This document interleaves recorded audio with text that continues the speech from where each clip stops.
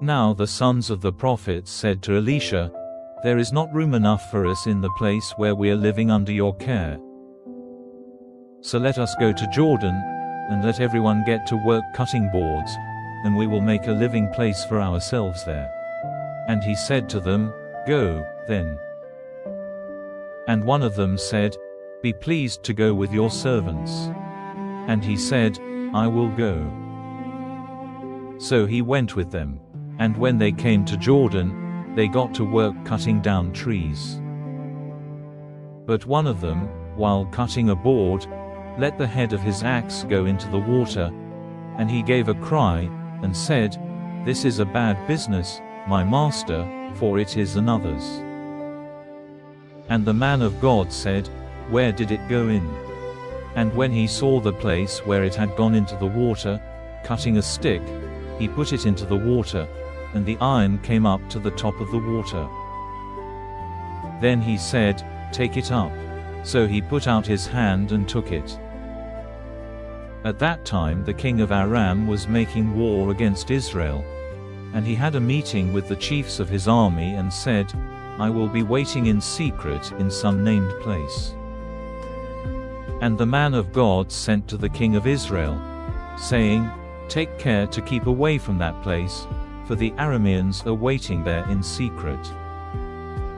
So the king of Israel sent to the place where the man of God had said there was danger, and kept clear of it more than once.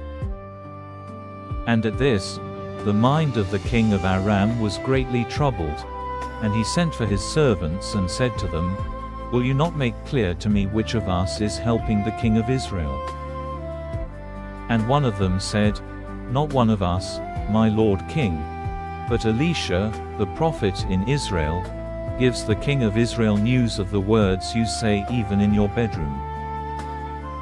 Then he said, "Go and see where he is, so that I may send and get him." And news came to him that he was in Dothan. So he sent there horses and carriages and a great army, and they came by night, circling the town. Now the servant of the man of God, having got up early and gone out, saw an army with horses and carriages of war all round the town. And the servant said to him, "O my master, what are we to do?" And he said in answer, "Have no fear. Those who are with us are more than those who are with them." Then Elisha made a prayer to the Lord, saying, "Lord, let his eyes be opened so that he may see." And the Lord made the young man's eyes open, and he saw that all the mountain was full of horses and carriages of fire round Elisha. Now when the Arameans came down to Elisha, he made a prayer to the Lord saying, "Lord, make this people blind." And he made them blind at Elisha's request. And Elisha said to them, "This is not the way, and this is not the town. Come after me so that I may take you to the man you are searching for." And he took them to Samaria. And when they had come into Samaria, Elisha said, "Lord, let the eyes of these men be opened so that they may see." And the Lord made their eyes open, and they saw that they were in the middle of Samaria. And the king of Israel, when he saw them, said to Elisha, "My father, am I to put him to the sword?" But he said in answer, "You are not to put him to death. Have you any right to put to death those whom you have not taken prisoner with your sword and your bow? Put bread and water before them, so that they may have food and drink and go to their master." So he made ready a great feast for them, and when they had had food and drink, he sent him away and they went back to their master. And no more bands of Arameans came into the land of Israel.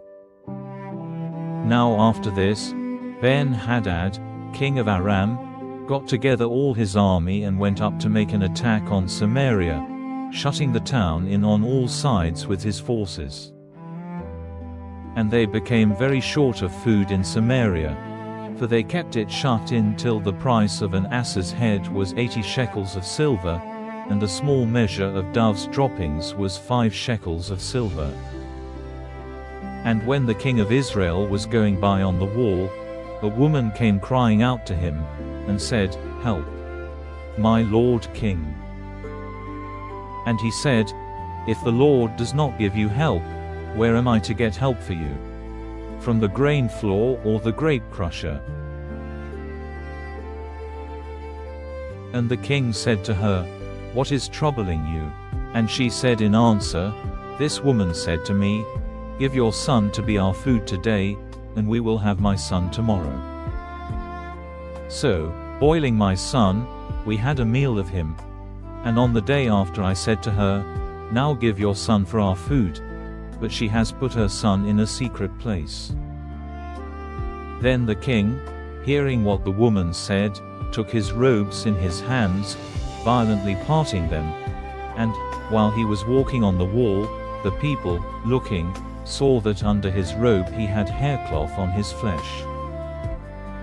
Then he said, "May God's punishment come on me if Elisha, the son of Shaphat, keeps his head on his body after this day." But Elisha was in his house, and the responsible men were seated there with him. And before the king got there, Elisha said to those who were with him, "Do you see how this cruel and violent man has sent to take away my life?" While he was still talking to them, the king came down and said, "This evil is from the Lord. Why am I to go on waiting any longer for the Lord?"